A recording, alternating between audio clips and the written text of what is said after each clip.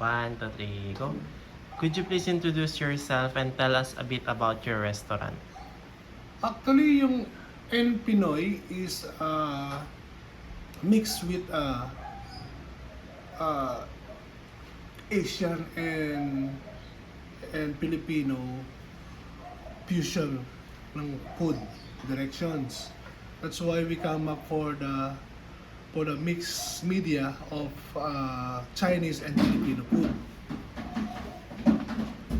Nagsimula yan dahil doon sa encouragement nung magpipinsan namin na nakakapag-abroad din, nakakapunta na ng ibang lugar at nakakakain ng mga street food around Asia lang.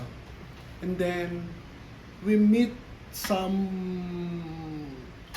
years na they trying to build some restaurants.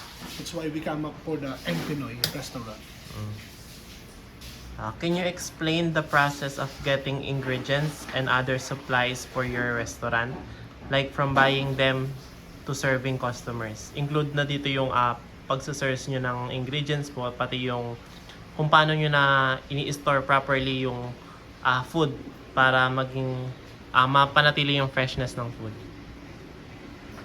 Yung sourcing ng ng materyales and ingredients is ito yung pinaka mahirap gawin. Pero since na meron naman ako experience at saka yung mga kasosyo ko sa business na N Pinoy is meron din silang alam about sa pagpo-purchase ng mga ingredients like yung mga fresh meats and fresh ingredients na nasa Chinese area or Chinese like Binondo and Quiapo and Manila also and also in Laguna. We also meet some suppliers that they are willing to supply us in a fresh in a low price and fresh deliveries and for the foods.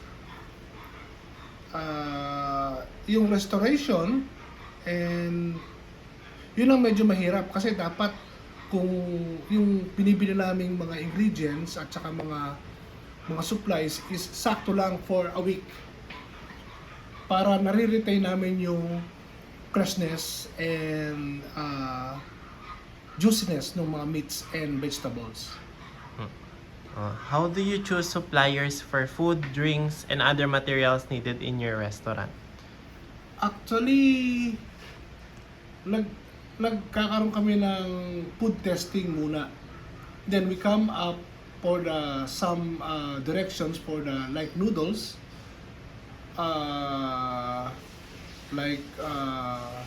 like yung mga popular na Filipino food na alam naming bebenta, pero we trying to put muna in a line na para magkaroon kami ng food testing at saka dun sa quality ng food na isa-serve namin. That's why yung ibang materyales at saka yung ingredients we trying to preserve more and we try to yung iba i-eliminate namin, yung iba i-include namin. In short, i-scratch tsaka i-include is pareho lang yun. Pero at the end, dapat magkaroon ng magandang result yung customers and client and especially yung FMB namin. What step do you take to make sure all suppliers are high quality and safe to use? Actually, medyo dito sa Pilipinas pag kasi iba kasi ng level eh. Pero yung quality ng mga supplies tsaka sa suppliers na nare-receive namin is same as we try first how long it will be consumed and it will be used for the daily use of the, especially for the chef. He is the one who decide who make the line of the suppliers and retain the freshness of the supplies. How do you manage your stock to prevent running out of ingredients or having too much? Actually, kailangan mo talaga ng medyo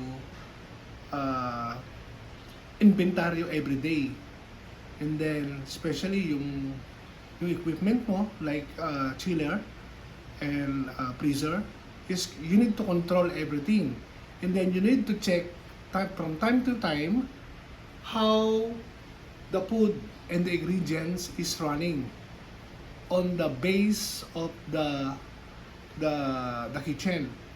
Also, it depends on the production manager and the food and beverage manager, how they will handle and how they will get the information and to prevent the stock in fresh and I mean to avoid what's called that is mapanis or maging hindi na siya magamit. Diba? What are the common problems you face in getting supplies and how do you solve them?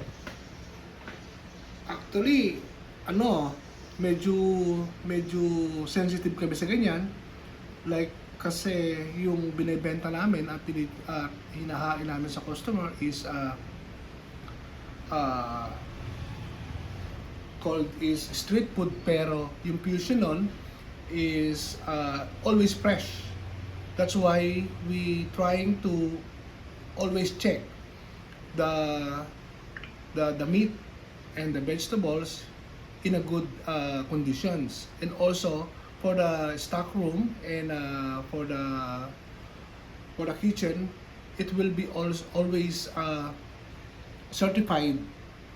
The temperature is it will be passed on the standard for the F&B manager who will be enforce the condition for the food.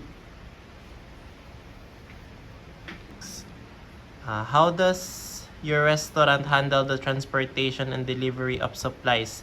Like, may time po ba na yung mga ingredients and supplies nyo is ordered online? And who is sino po yung responsible for transportation? Yung based on this fact na delivery and transportation and supplies is yung purchaser namin ang always on time, and then lagi rin siyang nagre-rely sa inventaryo at the same time dun sa chef na yung transportation kasi is always a problem and always a burden for the cost. That's why we're trying to order more and stock more on the stock room to save the transportation fees. And also for the purchaser, it will be more easy to determine how the stock will be running out. Number 7. How do you use any... Mali.